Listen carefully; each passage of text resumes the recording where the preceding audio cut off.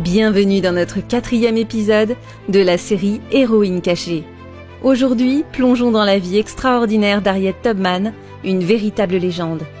Harriet est née en esclavage sous le nom d'Aramin Taros vers 1922 dans le Maryland. Sa mère, Harriet Green, appartenait à Mary Pattinson Brodes, tandis que son père, Ben Ross, était la propriété du second mari, Anthony Thompson, qui dirigeait une grande plantation à proximité de la rivière Blackwater, à Madison.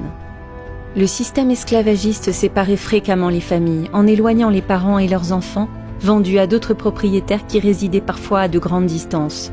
À l'âge de 5 ans, elle a commencé à travailler comme nourrice. Battue chaque jour, elle fut finalement renvoyée pour le soi-disant vol d'un morceau de sucre. À seulement 12 ans, Harriet a été frappée à la tête par un contremaître alors qu'elle tentait de protéger un autre esclave. Cet incident lui a causé des crises et des visions pour le reste de sa vie. C'est par ces visions qu'elle développe une foi en Dieu inébranlable. En 1844, elle épouse un homme libre nommé John Tubman. Bien que leur mariage soit compliqué en raison de son statut d'esclave, Harriet n'a jamais abandonné son rêve de liberté. En 1849, après avoir appris qu'elle allait être vendue et séparée de sa famille, Harriet décide de fuir. Fait une première tentative avec ses 2 frères, mais ils échouent et reviennent. Elle repart avec l'aide de l'organisation Chemin de Fer clandestin, sans ses frères cette fois-ci et surtout sans son mari. Elle parcourt près de 150 km pour atteindre la Pennsylvanie, un État libre, mais elle ne s'arrête pas là. Elle retourne dans le sud au moins 13 fois pour sauver environ 70 esclaves, y compris plusieurs membres de sa famille. Sa mère, son père et ses frères font partie de ceux qu'elle a aidés à s'échapper. Dès son premier retour, son mari refuse de la suivre. Surnommée Moïse par ceux qu'elle a sauvés, Harriet n'a jamais perdu un seul passager. Mais ce n'est pas tout.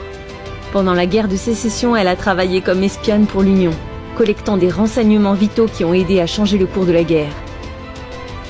Après la guerre, Harriet s'installe à Auburn, New York, où elle continue à se battre pour les droits des Afro-Américains et des femmes. Elle adopte une petite fille nommée Gertie et ouvre une maison pour les personnes âgées noires. Harriet Tubman est un exemple éclatant de courage, de détermination et d'altruisme. Une héroïne cachée qui mérite d'être célébrée et dont l'histoire doit être racontée. Merci d'avoir regardé cet épisode d'Héroïne cachée.